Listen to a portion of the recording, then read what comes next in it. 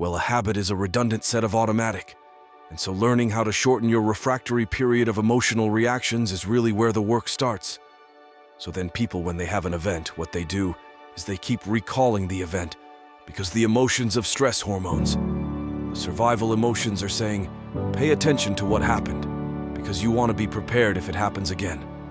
Turns out most people spend 70% of their life living in survival and living in stress.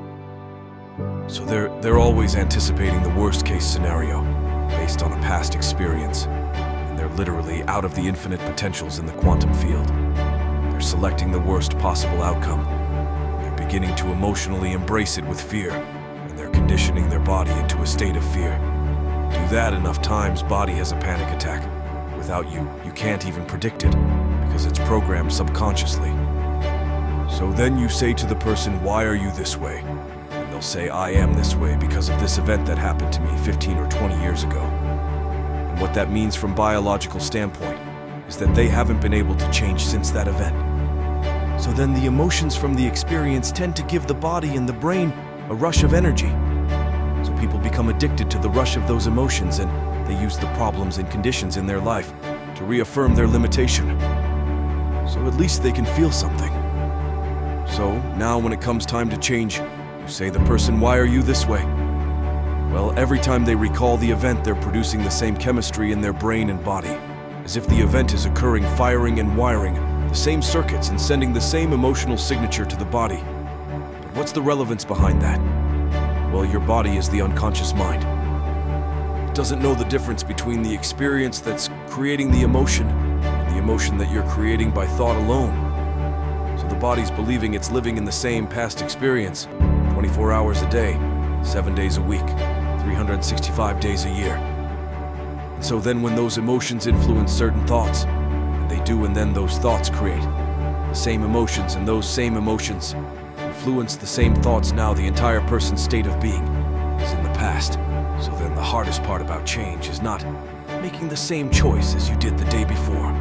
Period. And the moment you decide to make a different choice, get ready, because it's going to feel uncomfortable. The bigger thing is that we keep firing and wiring those circuits. They become more hardwired. So there you have a thought, and then the program runs, but it's the emotion that follows the thought. If you have a fearful thought, you're going to feel anxiety. The moment you feel anxiety, your brain's checking in with your body and saying, yeah, you're pretty anxious. So then you start thinking more. Corresponding thoughts equal how you feel, while the redundancy of that cycle conditions the body to become the mind. So now when it comes time to change, a person steps into that river of change and they make a different choice. All of a sudden they don't feel the same way. So the body says, well, you've been doing this for 35 years. You're going to just feel suffering and stop feeling guilty and stop feeling shameful. And you're not going to complain or blame or make excuses or feel sorry for yourself. Well, the body's in the unknown, so the body says, I want to return back to familiar territory. So the body starts influencing the mind, and it says, start tomorrow. You're too much like your mother. You'll never change. This is going to work for you. This doesn't feel right. And so, if you respond to that thought as if it's true, that same thought will lead to the same choice, which will lead to the same behavior, which will create the same experience, which will produce the same emotion. I want to talk about that notion of give me a little more detail. What you mean by the body becomes the mind or the unconscious mind? What do you mean by that? Exactly. Well, those are two different things. Your body is your unconscious mind. In a sense, if you're sitting down and you start thinking about some future worst-case scenario that you're conjuring up in your mind, and you begin to feel the emotion of that event, your body doesn't know the difference between the event that's taking place in your world, outer world, and what you're creating by emotion or thought alone. So most people then they're constantly reaffirming their emotional states. So when it comes time to give up that emotion, they can say, I really want to do it, but really the body is stronger than the mind because it's been conditioned that way. So the servant now has become the master, and the person, all of a sudden, once they step into that unknown, they'd rather feel guilt and suffering, because at least they can predict it. Being the unknown is a scary place for most people, because the unknown is uncertain. People say to me, well, I can't predict my future. I'm in the unknown. And I always say the best way to predict your future is to create it not from the known, but from the unknown. What thoughts body to feel that way?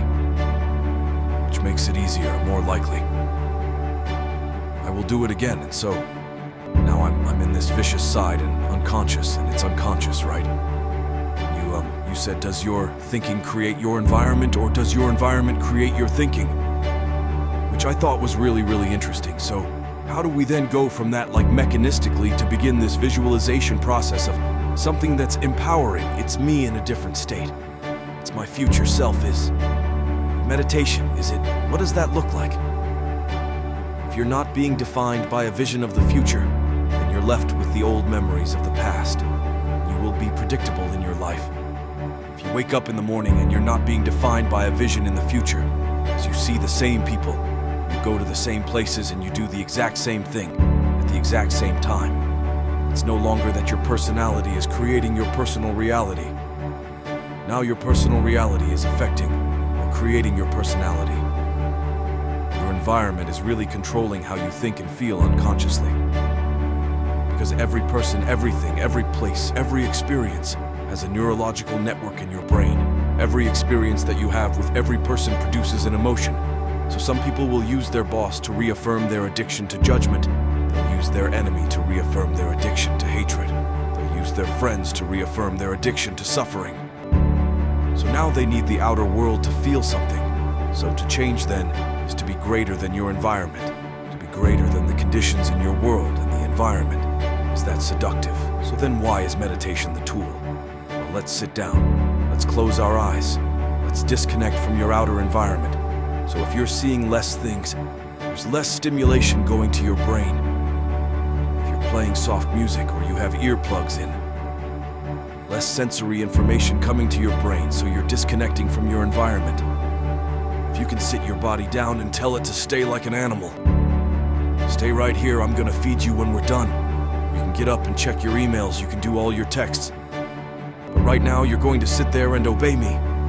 So then when you do that properly and you're not eating anything or smelling anything or tasting anything, you're not up experiencing and feeling anything, you would have to agree with me that you're being defined by a thought. Right?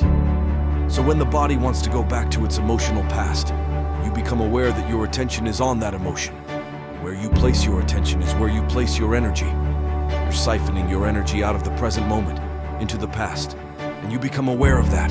You settle your body back down in the present moment because it's saying, well, it's 8 o'clock. You normally get upset because you're in traffic around this time, and here you are sitting. We're used to feeling anger and you're off schedule. It's 11 o'clock and usually check your emails and judge everybody. Well, the body's looking for that predictable chemical state every time you become aware that you're doing that. Your body is craving those emotions. You settle it back down into the present moment. You're telling the body it's no longer the mind, that you're the mind. And now your will is getting greater than the program. And if you keep doing this over and over again, over and over again, over and over again, just like training a stallion or a dog, it's just gonna say, I'm gonna sit. The moment that happens, and the body's no longer. The mind, when it finally surrenders, there's a liberation of energy. We go from particle to wave, from matter to energy, and we free ourselves from the chains of those emotions that keep us in the familiar past. And we've seen this thousands of times. In fact, we can actually predict it now on a brain scan.